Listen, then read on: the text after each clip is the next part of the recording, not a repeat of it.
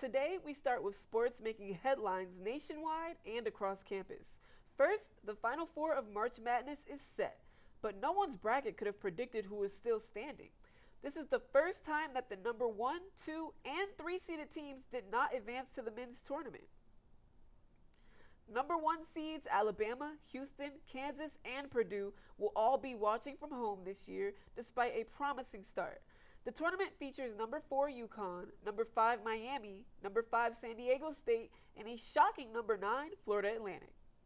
For Florida Atlantic, San Diego, and Miami, this will be their Final Four debut. San Diego will play FAU, and UConn will play Miami and Houston this Saturday, April 1st. University of Iowa point guard Caitlin Clark made NCAA history after becoming the first woman player to get a 40-point triple-double. Clark had 41 points, 10 rebounds, and 12 assists. This win for the Hawkeyes over Ohio State earned them their second consecutive Big Ten Conference title.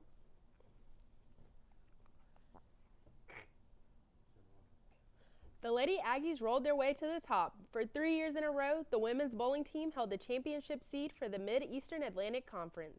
The ladies won the MEAC Championship Tournament 4-3, best-of-7 format. Winning the MEAC gets harder every year, said A&T's head coach. A&T earns the MEAC's automatic bid to the 2023 NCAA Women's Bowling National Championship Tournament, April 14th and 15th. North Carolina star teams Duke and UNC did not make the Final Four this season.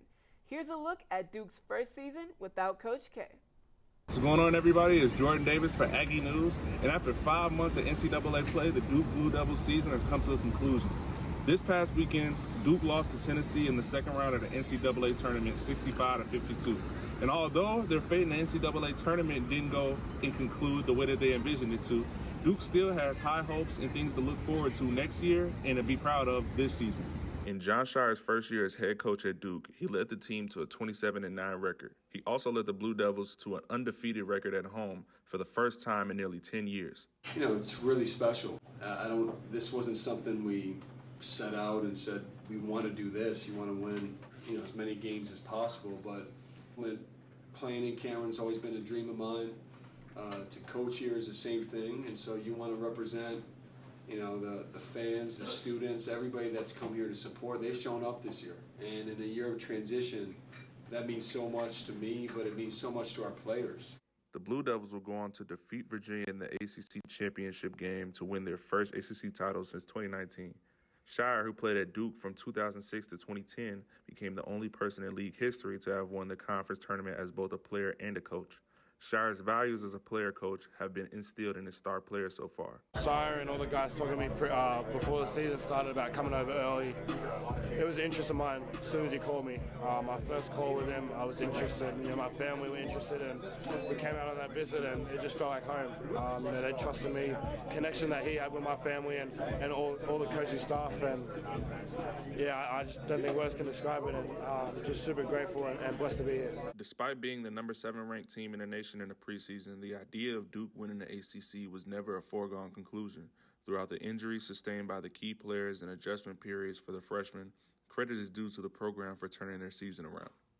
It's definitely just something I never really imagined. Being in the position and being in the moment is definitely a different feeling than saying you're gonna be there or looking at it from another perspective. And I'm just grateful that I chose this school.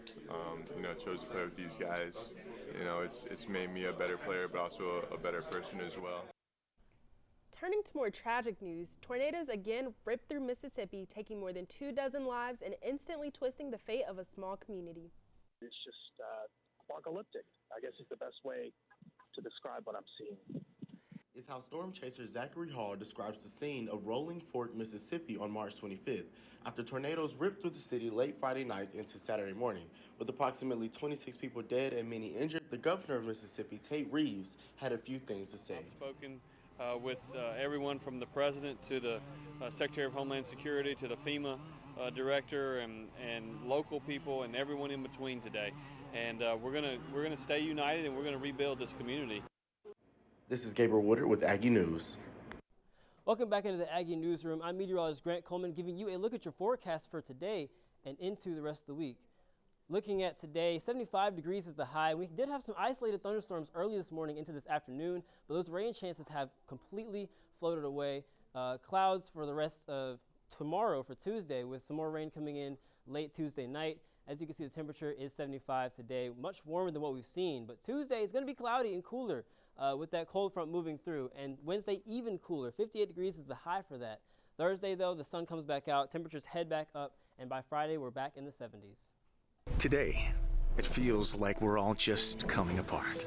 The strain on us is very real, but so too is our strength.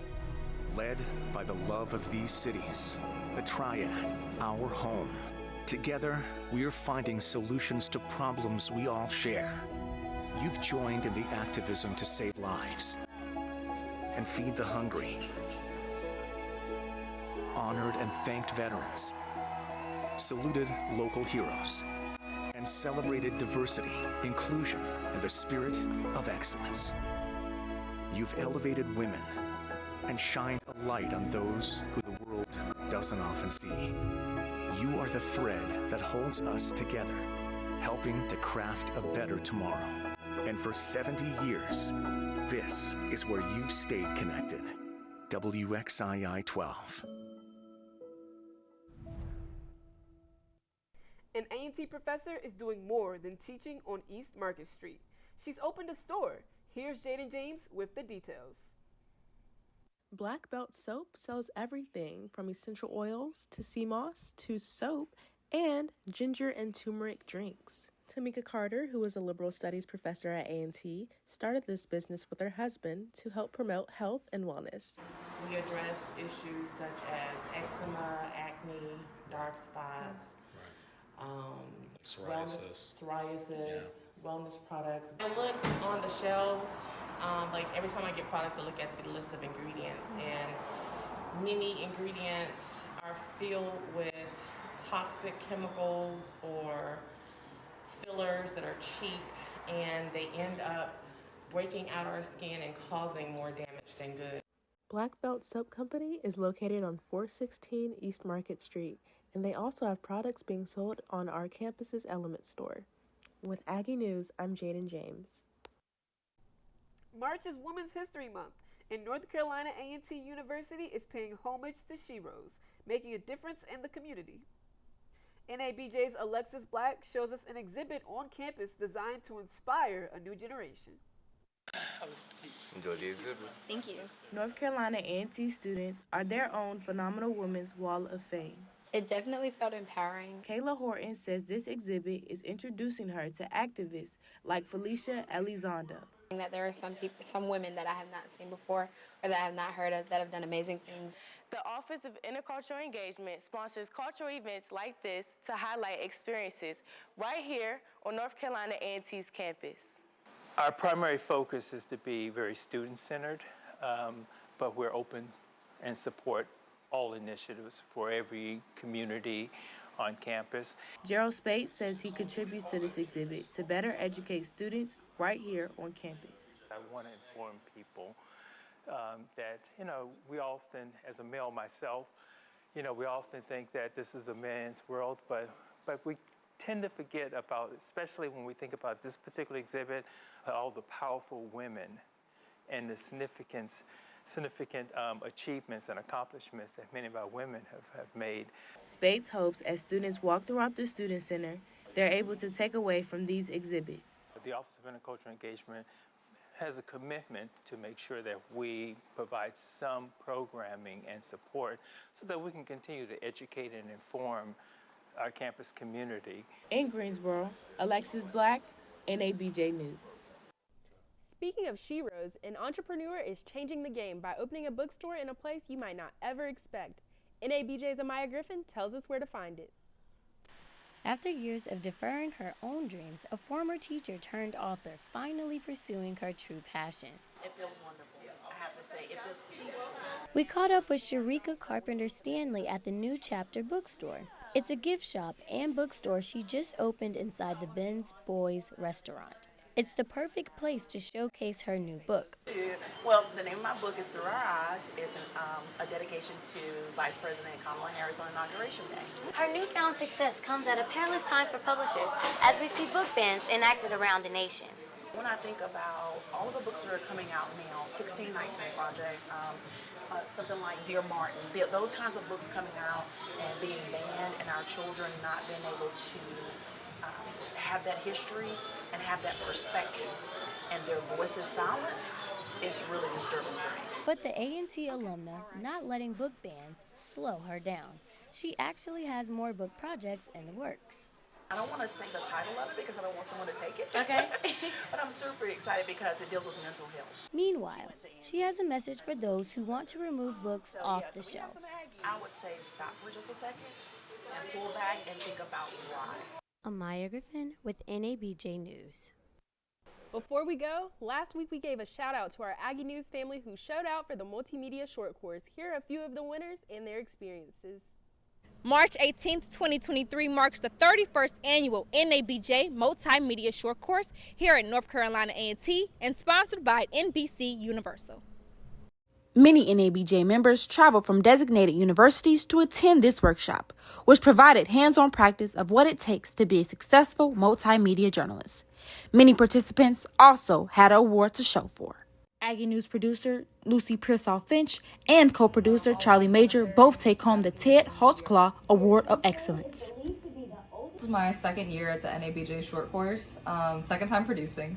I also got to be up here in the control room, which is one of my favorite parts, directing. But I am also honored that the mentors were still looking to me for that leadership and recognizing that I was able to produce.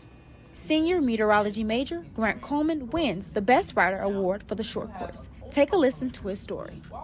For the NABJ, I did a story on warm winter weather in January and February. I was able to get an interview with Chief Meteorologist Derek Baisley from WJZ TV in Maryland, and being able to interview him was a really cool experience because I was able to kind of peer into the mind of a professional. Carl Wiggins, who is a senior at Temple University, shares his insight on the short course. I'm just extremely blessed, and to win the Outstanding Newscast Award and the Stark Achievement Award, it's something I never thought I could actually do. So. Congratulations to all the Aggies who participated in the 2023 NABJ short course. Stay on the lookout for upcoming applications for year of 2024. Deja Garner reporting in Greensboro, Aggie News.